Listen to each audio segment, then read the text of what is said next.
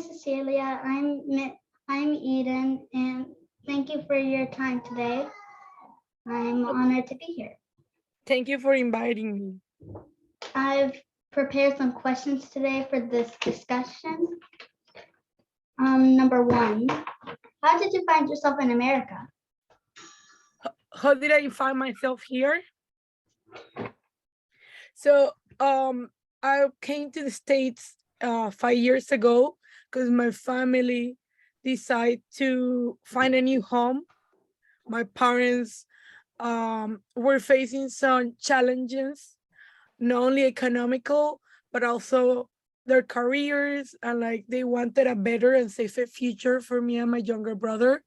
And they saw in America opportunity to find a new home because it's a very inclusive, very diverse, and the values they see in America are values that are very similar to Venezuela. That if you work hard, you can get what you want.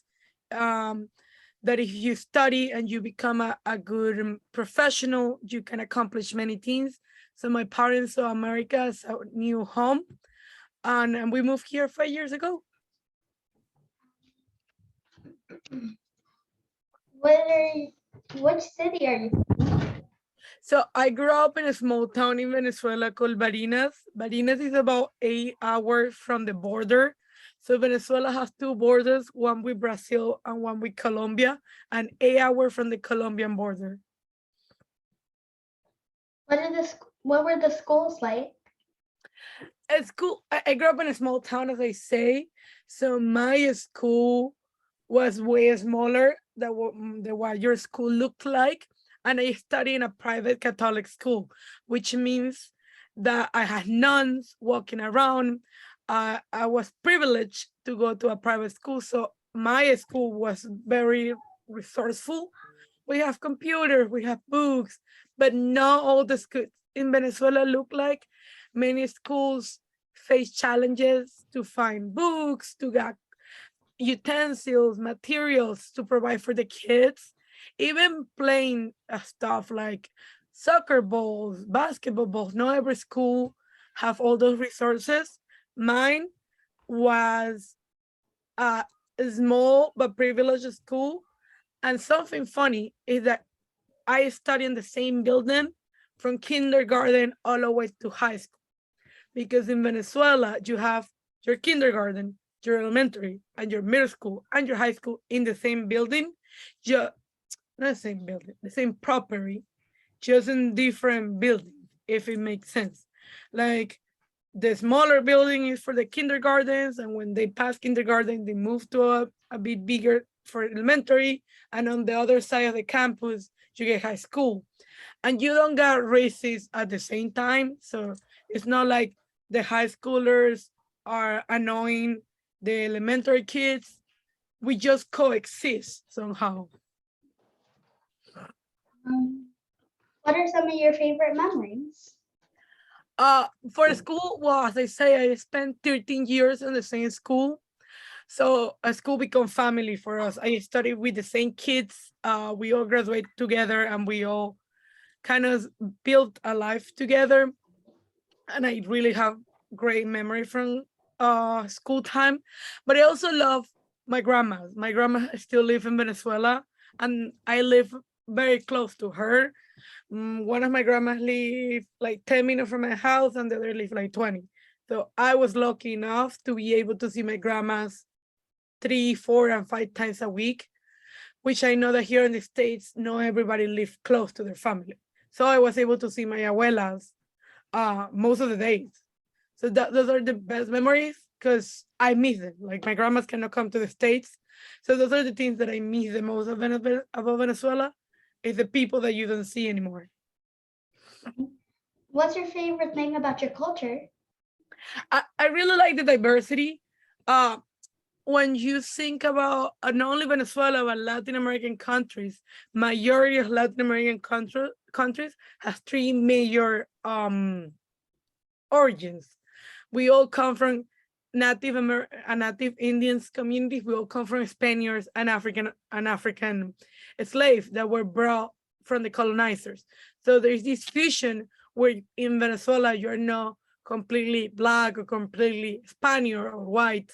You are always the result of these three cultures.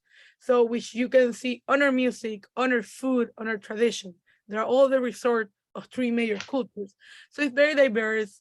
Many of the food that we eat in Venezuela is the result of these three um, cultures, the dances that we do during holidays. So it's very diverse. I really like that about my culture, and I really like the feeling of how would you say, sympathy. Venezuelans are very caring, and even if you don't really know this person, if you know that person is Venezuelan, they will do their best to be nice to you. They will try to help you. There is this like uh feeling of being like family, even when you're not family. So they're very nice. I think that's a very Latin American and very Hispanic thing. But in Venezuela, you see that. And now we have become, Venezuela is the second largest immigrant community in the world after Syria. There is about 6 million of Venezuelans living outside Venezuela, which makes very easy for you to find a Venezuelan pretty much anywhere. So you always find a little piece of home, regardless if you live in Spain or you live in Mexico, you always find Venezuelans. Was there any traditional things that you was there any traditional things that you had in Venezuela? Like, was there a special food? Was there a special thing that you'd like to do? We do. And that's a good thing about like every country has what makes them a country, what makes them unique. Mexicans have their tacos and tamales, and Venezuelans we have arepas. And it's funny because our Colombian friends claim to own the arepa. That's not true. We made it first. So arepa is a piece of dough made out of corn.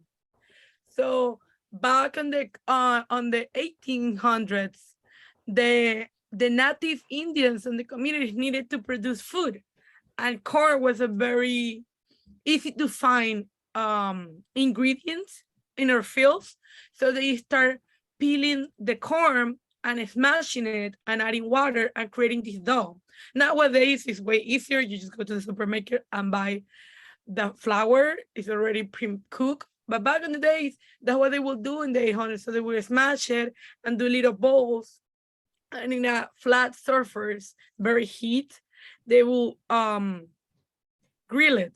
So look, like if I describe it, it will sound like a tortilla because it's a piece of flour or corn flour that is circle, but it's we'll say the thicker than a tortilla because you are able to feel it.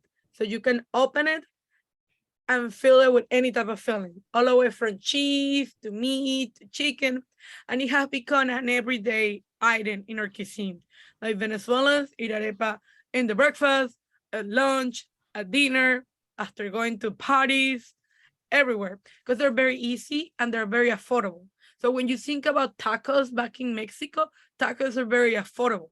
So working families can eat tacos because they don't really have many ingredients. They have a tortilla and a filling.